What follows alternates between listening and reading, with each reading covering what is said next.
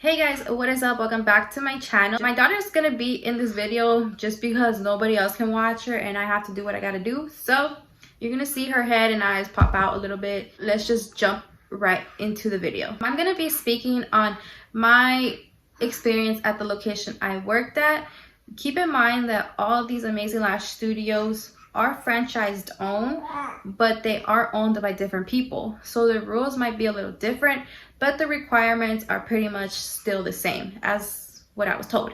I applied like 2 to 3 times, and once I got the job, they called me for an interview.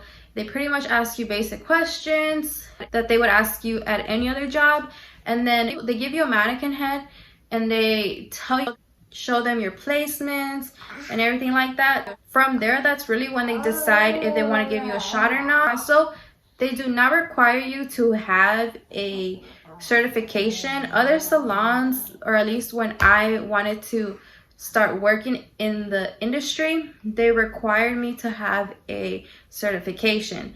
But at the time, I really didn't know if it was something I really wanted to do, so I just wanted to give it a shot. And Amazing Lash Studio is pretty much the only place that they don't require a certification. They only require you to have a license. Once they did the whole model on the mannequin head, they see that they want to give you a shot, they go ahead and ask you to bring a live model. If you can't find one, they'll find one for you, and pretty much you're just showing them what you know. And from there, they have the master stylist or the trainer come in and look at your lashing and all that, and they tell the hiring manager where your highest points are and your lowest. From there, it's pretty much the manager and the lash artist or master lash stylist, whatever you want to call it, who decide if they should hire you or not. If they hire you, you need to take a training, and the training that they do is pretty much how Amazing Lash Studio does their lashing. That's what it is. It's for 2 weeks. Once you're done from training, you still are gonna take models, but you take an X amount of models, and the lash artist or the training person goes ahead and looks at your sets. They go in, check your work, see how you did your placement on the lashing, the tape, the iPads, everything. So they check that. They pretty much tell you where you're good at and what you're bad at. Don't necessarily take it as a bad compliment or them trying to get under your skin, because they're just trying to help you out, make you a better lash artist. And you have to be open to criticism when you're first starting off, even X amount of years in the lash industry, because there's always something new going on. So never feel like they're trying to put you down, unless otherwise they really are. But if they're not, they're just trying to help you grow as a lash artist. Just take it, consider it, guys. That is what makes you a better lash artist. And overall, in any industry, lash master is either in the room with you to see how you're prepping your work before you're doing the actual lashes, and then they'll get out eventually, but peek in and out from the lash room. You pretty much have your own little room with the client. They play the music. Every room plays the same music. Every lash artist has their own room, so it's pretty cool. Nobody bothers you. Obviously, when you're first starting off, yeah, you're gonna have X amount of errors. That's okay, totally normal. They do tell the people that are models that they pretty much know they're gonna be a model, so they know what to expect. But after X amount of models that you take, you're gonna start taking real clients.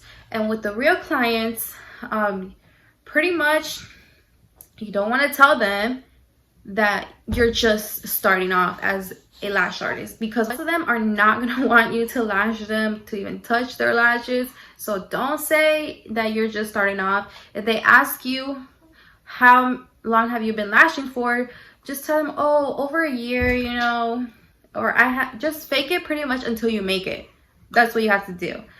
So don't get discouraged, because when you first start off and you start lash clients, and this is just for the people that have no experience, it's gonna be tough. You're gonna want to give up, you're gonna want to quit, but that's the challenge in every situation, no matter which industry you're in.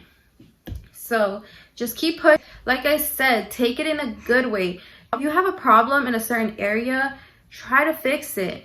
The only bad thing about Amazing Lash Studio is that you are on a time, so you can't be wasting time pretty much. They give you 2 hours of a full set, and then they give you an hour of a fill and 30 minutes of a mini fill, which I don't know why they do that, but that is them. So if you're a person who doesn't like to be rushed or doesn't want to get rushed in the beginning, I'm sorry, Amazing Lash Studio is not for you, because in all honesty, they don't care about their employees. They care about their money. When you first take your clients, some are going to be bitches. Some are not going to say nothing.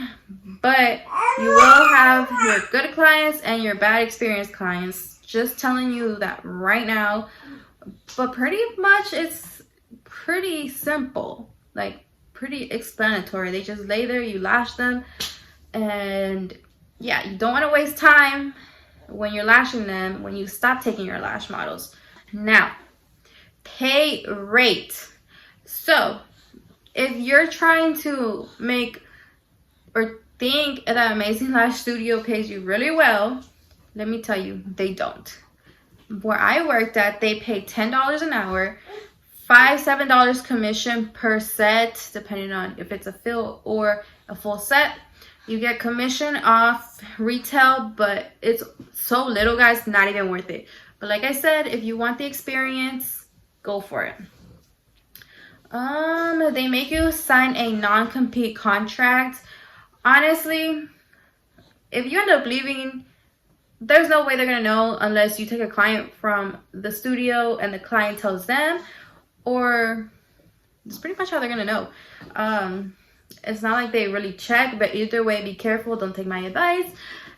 You get an hour of lunch break. And then for booking, once you pick up your clientele, you're gonna have back-to-back.